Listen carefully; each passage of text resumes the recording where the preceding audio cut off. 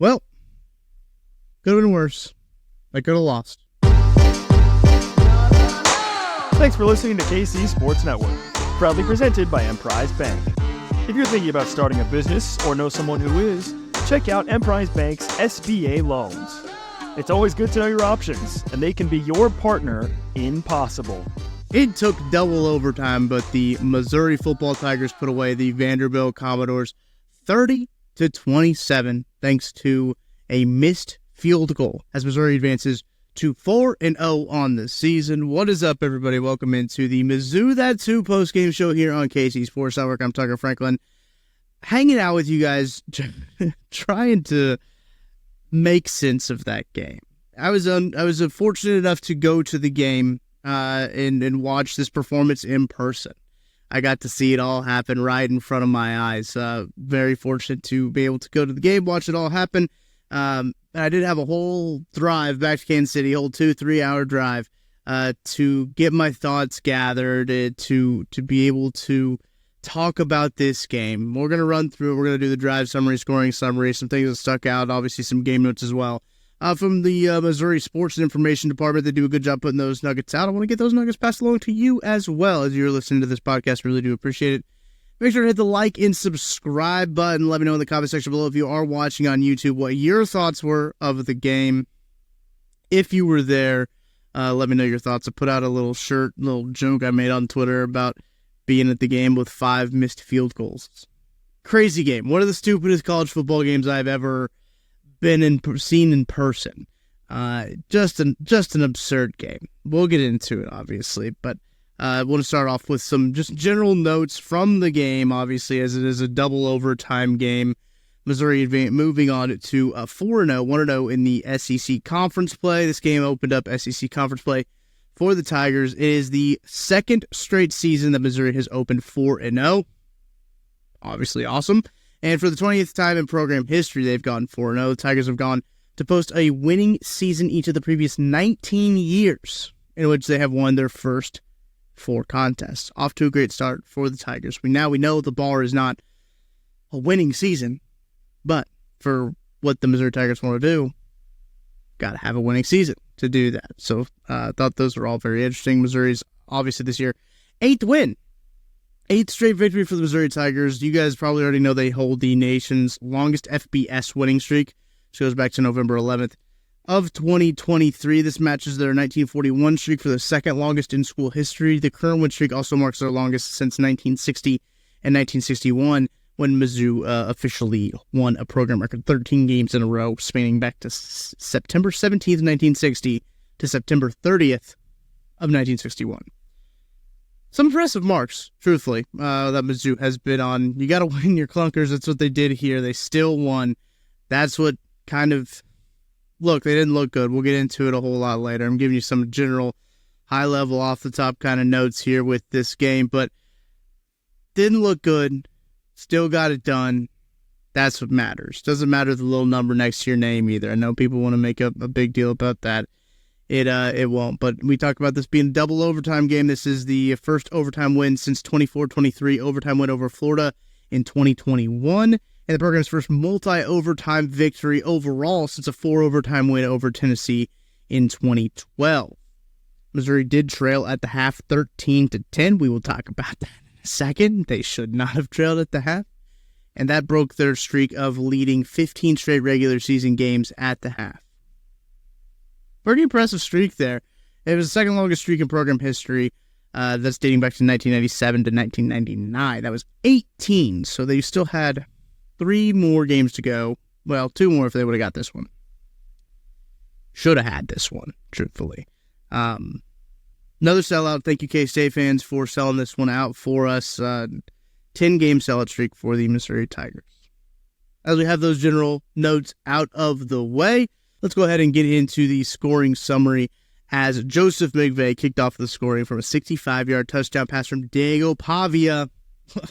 Look, if you guys listen to the podcast, you know that I'm somewhat of a Diego Pavia fan, just the way he played at New Mexico State. Reckless abandon. I think we got to see that firsthand. He's just very reckless, and he is very chaotic, and he's going to lay his body out on the line. But big play from them, 4 plays, 92 yards in a minute and 55 seconds for that drive. Missouri answers back in the first quarter with 3 minutes and 51 seconds to go. Luther Burden catches a 20-yard touchdown pass from Brady Cook. Really good play there. Luther Burden just kind of walked into the end zone, 7-7 going into the second quarter. Brock Taylor hits a 27-yard field goal. 13 minutes left in the second quarter. Blake Craig ties it up with 1:17 left with a 23-yard field goal. And now we arrive at the 13-10 debacle. 10-10 game going into the half. Missouri has a 4th down. The clock is running. Missouri's decision-making, maybe I should specifically say Eli Drinkwit's decision-making on 4th downs in this game was kind of confusing. Missouri's drive that ended in a missed field goal right after Vandy kicked their field goal. This is in the second quarter. They're down 10-7. They're driving, 13-play drive. They go 91 yards. This is after a botched kickoff return that it was a mess. Missouri tried everything they could do to lose this football game, and they didn't. That's good. They did good they didn't lose this game, but they played really bad. And with some bad decision-making on top of it in terms of like going for it and stuff like that, not great on that side of things. It was a really good drive, too, that Missouri had. 91 yards, as I mentioned, 6.5 minutes, 13 plays, ends in a missed Blake Craig field goal, 24-yarder. He clanks off the upright. I was sitting in that end zone. Clanks it right off the upright. I kind of wanted to see him go for it there, just because you got to set the tone. You know, it's 4th and 2 at the Vandy 7. 4th and 2 at the Vandy 7. Would have liked to see him go for it there, get the first down. Would have been ideal. Fine, whatever. Miss a field goal, bad luck. The next drive, Missouri forces a punt from Vanderbilt. The defense looked great. The defense adjusted well. I know there was people that had some angst with the defense towards the end of the game. That game wasn't close because of the defense. The defense did their job. The offense's fault that game was so close. The defense looked pretty damn good. We'll get into it later. Oh, well, I'm taking you back to the punt there. They force a punt. Missouri does end up getting a field goal just before to tie it up 10-10. Now let's go to another 3-and-out. Missouri gets the football at their own 27-yard line. Brady Cook, big pass to Luther Burden for a first down, 13-yarder. Incomplete pass from Brady Cook. Another incomplete pass from Brady Cook brings up 3rd down. Vanderbilt calls a timeout. 30 seconds left in the game. On 3rd and 10. Brady Cook hits Theo Weiss on a 7-yard pass. Clock's running. 30 seconds left. What I think was supposed to happen, I think that was supposed to be the final play of the half. I think 4th down and 3 was supposed to be the final play of the half. I don't know if Brady didn't know how much time was left on the clock, if he thought there was less time than there really was. I think it was... it's the only thing that makes sense to me. But you still don't go for it, man. Not there. Not after you didn't go for it on 4th and goal twice. You had 2 drives one drive that was a missed field goal, one drive that ended in a field goal. That should have been going for it. That's a 4th and goal. That's a 4th and 2 that you're not going for it. But you want to go for it at midfield? 8 seconds left in the half? Good play by Vanderbilt. Get the sack. Get the ball back. I do think Brady was supposed to kind of let the clock bleed. Let it get down. Snap it, throw it up, go into half 10-10. I think that's what was supposed to happen. It's still Eli Drinkwit's fault that he wasn't like, hey, stop, wait. But you'd expect your veteran quarterback to know that. The clock is running. That's the other thing. The clock is running. They don't have to line up. bad. It was bad. They gave Vanderbilt a free 3 points there as, Vanderbilt takes 2 plays. They throw a pass, so it's a 4-yard pass out of bounds. Brock Taylor comes on, hits a 57-yard field goal, and they take a 13-10 lead into the half. Also, what doesn't make sense, layering on, let's layer this a little bit. Missouri gets the ball out of half. So if they just sit on it, they get the ball out of half, whatever, it is what it is. I also think that kind of is frustrating in that point, too, of they could have just let the clock run out. It worked out. I guess it worked out. Missouri down 13-10 at the half. They do get a field goal coming out of the half. 9-play, 21-yard drive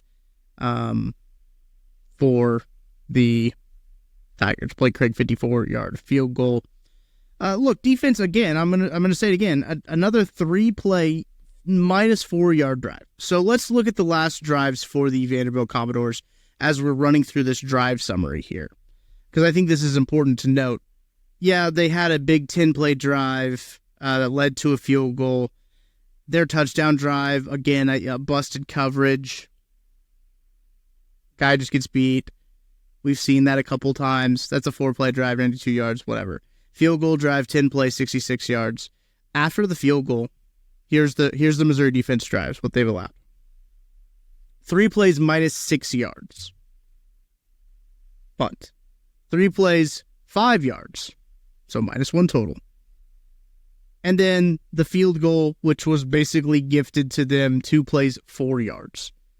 So after they gave up the field goal, the Missouri defense allowed a total of 3 yards before the half.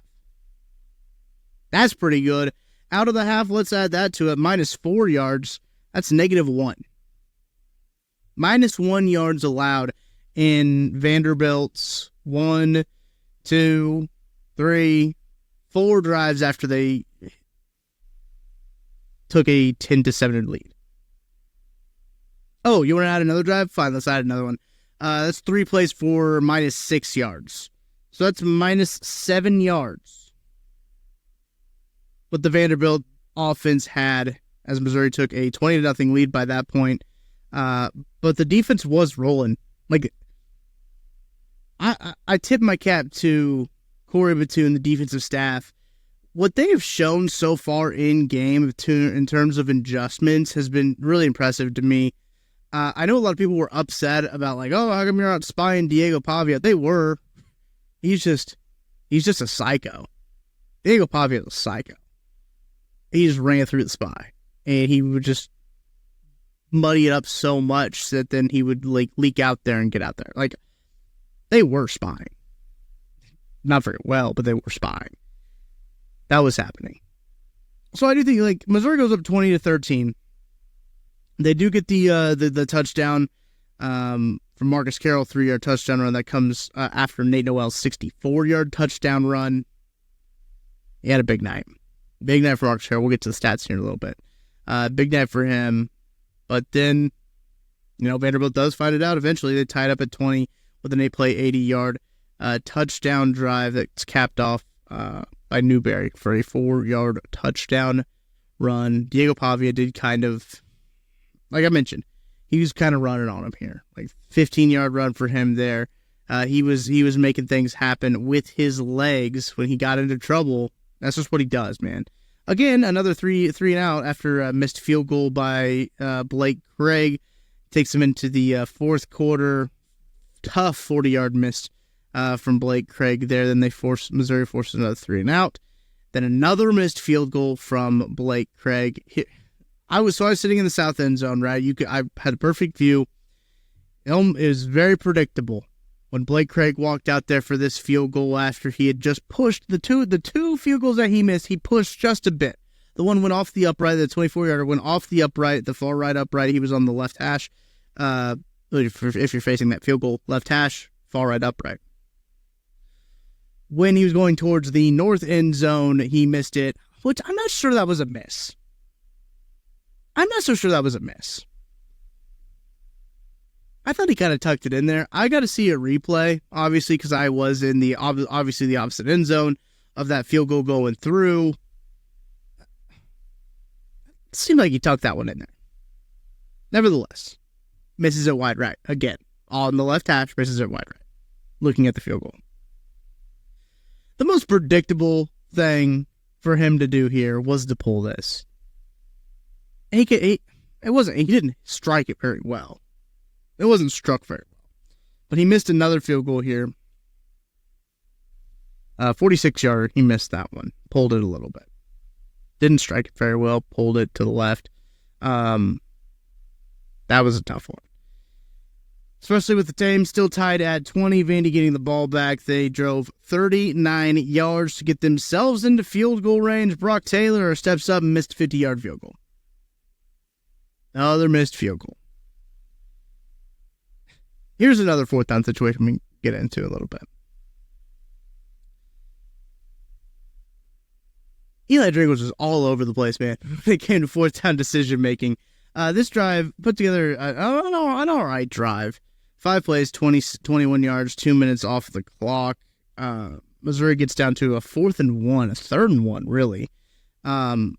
Short yardage, Missouri really struggled today. There's something up with the offense I'll talk about here in a little bit.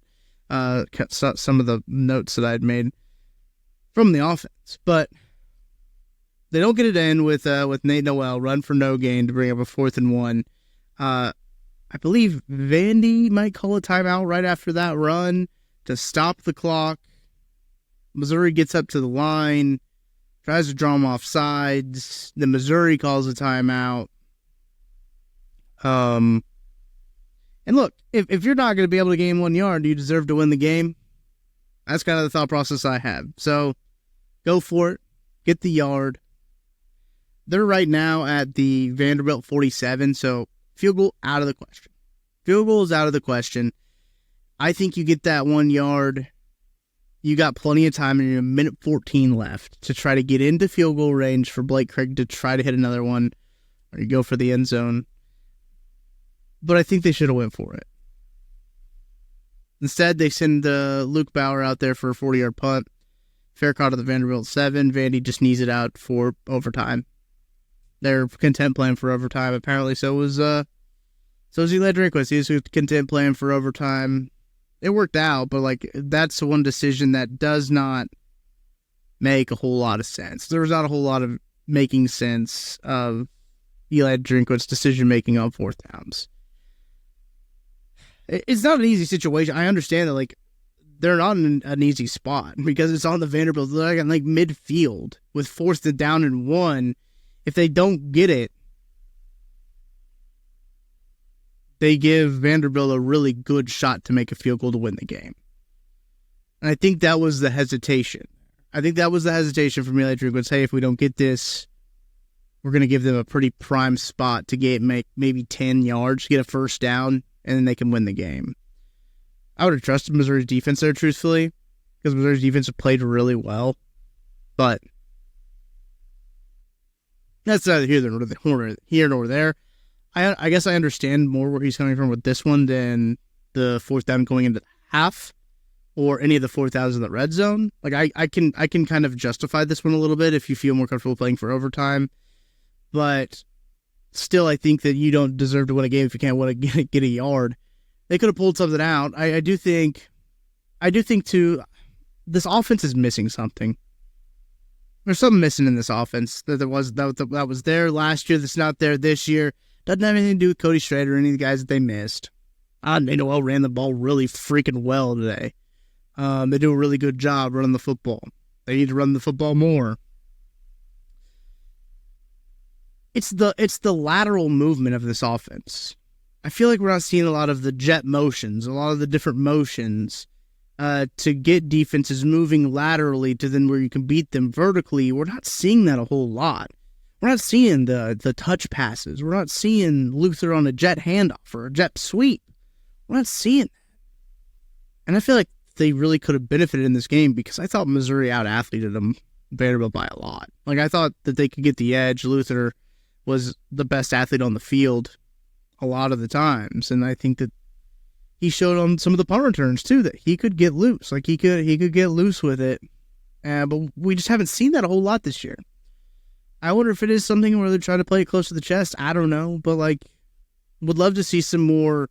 Obviously, you want to go north and south, but what makes this offense so potent is the lateral movement of these speed guys in the wide receiver room, getting the ball in their hands in more facets of the game. That's what you want to do. Getting the ball out of Brady Cook's hands quick. That's not happening.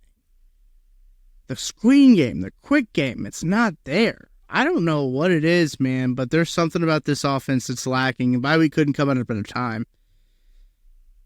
They need to get the screen game, they need to get the quick game going, because they are lacking any sort of gusto, any sort of vibrato, any fancy word you want to use. Vibrato's not the right word. Any sort of anything on that substance on that side of the ball, man. Like it is frustrating to watch that happen. Look, they're running outside zone really well. Stretch zone, outside zone, they're running that really well. They're running the damn football very well. They should keep doing it. They really should. But they got to figure out a way to get Luther Burden the ball more. Obviously, we'll head into overtime here. Touchdown from the Vanderbilt Commodores, 4 plays, 25 yards, assisted by a very, very, very, very, very, very, very, very, very, very, very, very, very soft roughing the passer. It was a bad call, but assisted them to score the touchdown there. The Missouri's offensive side would be like, oh yeah, wait, we got to score a touchdown? Let's run the touchdown play. They should have ran this more in the game, truthfully. Schemed open beautifully. I tweeted this play out at Sucker D. Franklin on Twitter. Go check that out. Schemed beautifully, sitting obviously in the opposite end zone of all of this going on over there. I saw it. I saw immediately the double move, the motion over to Luther. They motion him out. He does a little out and up. Ooh, he was there. No help over the top. Beautiful. Great throw by Brady Cook here, too. I really thought Brady Cook threw the ball pretty well today. The misses he had guys in his face. I think he had pressure in there. They're excusable misses. But he didn't egregiously miss anyone when he had an empty pocket or a clean pocket. I thought he threw the ball better today than he had all year. Luther should have caught a deep ball. He should have fouled Luther on another deep ball. But Luther should have caught that first deep ball that went off his hands. I think he was here in the safety a little bit. Still not an excuse. Got to hang on to that. Got to catch that. Got to bring that one in. That changes the momentum of that game a whole lot if Luther catches that, truthfully. But anyway, he does catch this touchdown pass here, and they tie it up. 27-27. They don't go for 2. They kick the field goal. The next drive, they start with the ball in second overtime. They start with it. They kick a field goal. They get it from Blake Craig. Don't quite get the first down. Only get about 5 yards in here. Then they go on 3 plays, and they kick a field goal from Blake Craig. 6-play drive for the Missouri Tigers. Golly, what a drive this was. There was a offensive pass interference in the end zone. I did think that was a loss of down penalty. I guess it's not. He had to, the wide receiver had to do pass interference in the end zone, or that game would have been over. Toriano Pride would have picked off that ball if he wouldn't have dragged him to the ground. I get it, but Brock Taylor misses the 31-yard field goal in overtime, and that was the game for the Missouri Tigers. 30-27 win over the Vanderbilt Commodores. I do think that there is a bye week couldn't come at a better time for Missouri. They need it. They need to regroup. They got to get back. They got to get back on the right page together, because this offense, man, they need something. Looking at the stats here, Nate Noel ran for 199 yards. 24 carries, 199 yards. No touchdowns for him. Or Marcus Hill had 5 carries, 10 yards, 1 touchdown. Brady Cook, 11 rushes for 7 total yards.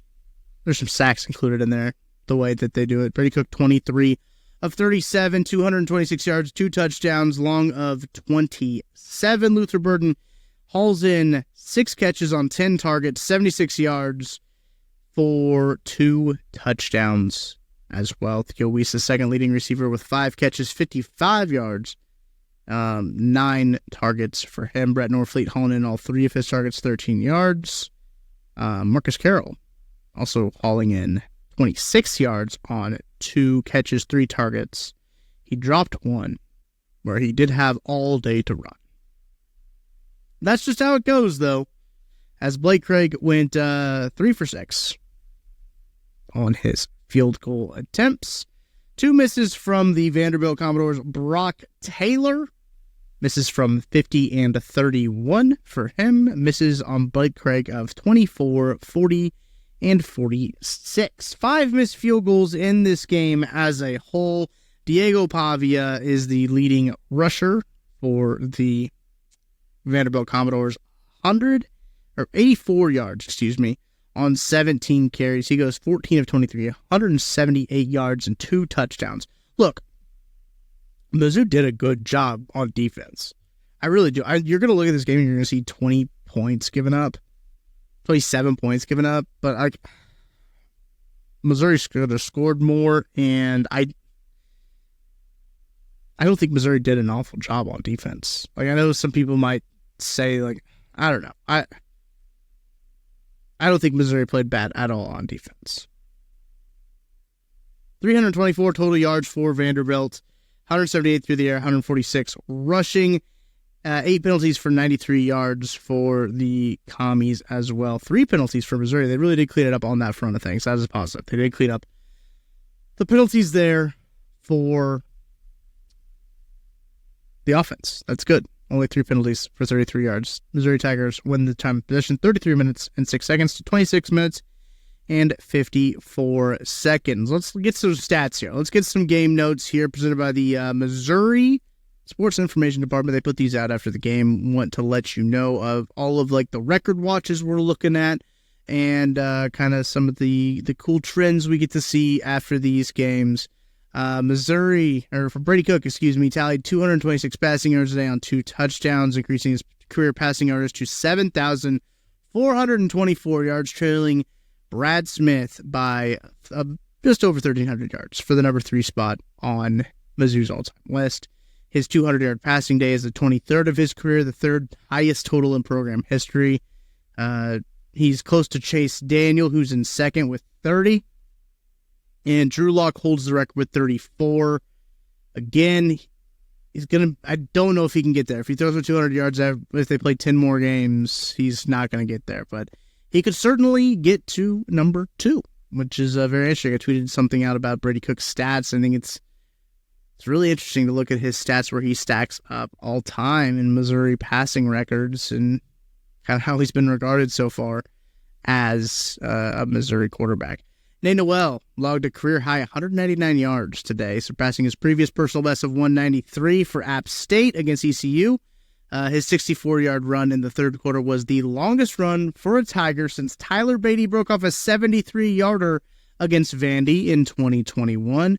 Noel increased his total rushing yardage of his career to 3,515 yards. He now ranks 3rd among all active FBS rushers for career yards entering Saturday.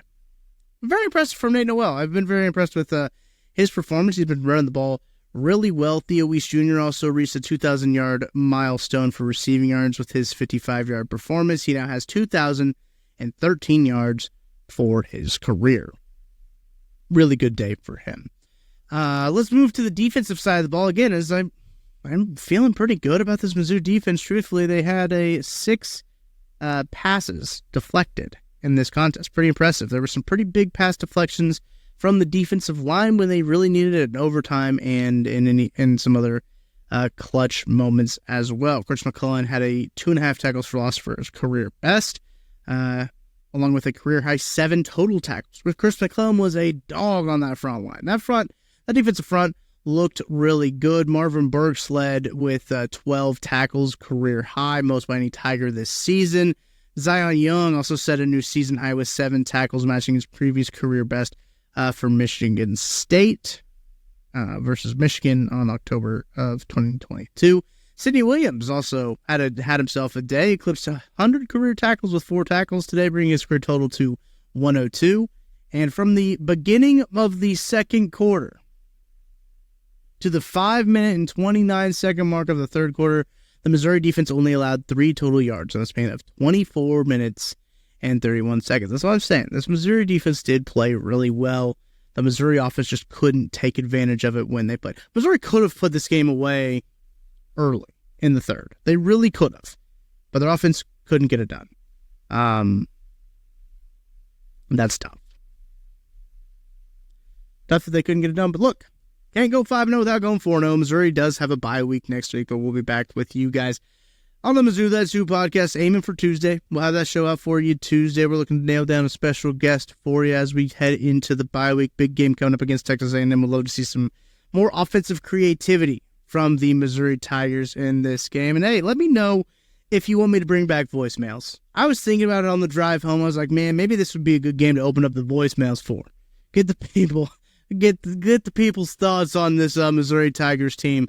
We'll open up the voicemails if you want them. I will open them up for you guys. But appreciate you guys listening all the way to the end of this podcast here. If you are here, leave a 5-star rating and review wherever you listen to it.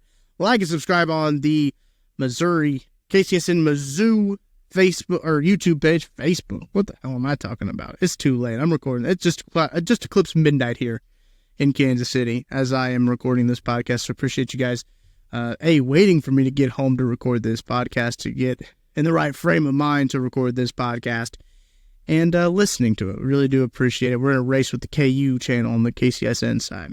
They got more subs than us. We got to get more subs. Get those numbers up. Like and subscribe. Be back next week with another Mizzou That's Who podcast. No post-game show until after the Texas A&M game.